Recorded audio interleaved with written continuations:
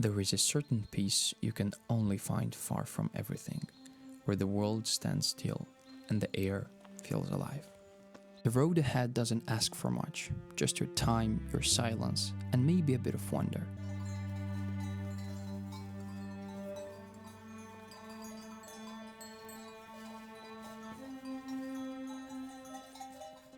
Every sound, Wow. every movement feels new again, like the first time you heard the river speak. Wow.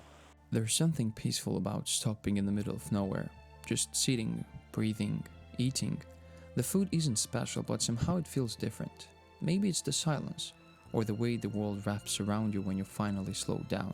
The road curves and climbs, like life, but here, there's no rush to reach the top. There's something pure about moments like this. No destination, no hurry, just laughter rolling between open fields. Out here, every joke makes sense, even the bad ones. Maybe it's because we finally have the space to listen not to just each other, but to life itself. We didn't need a restaurant, just a small fire, the smell of food and burnt wood, and the quiet joy of making something together.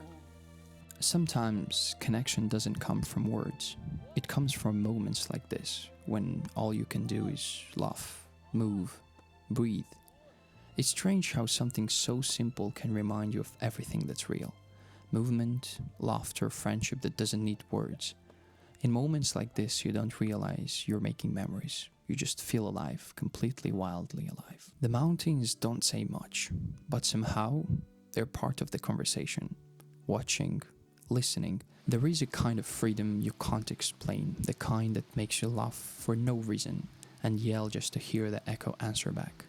Freedom has a sound. Sometimes it's laughter, sometimes it's a shout that echoes through the trees and reminds you how small and how alive you really are. And in that moment you realize nature doesn't just surround you, it becomes part of you. Out here even small things feel like purpose. You carry what you can, wood, memories, and maybe a bit of who you used to be. The conversations stretch longer here.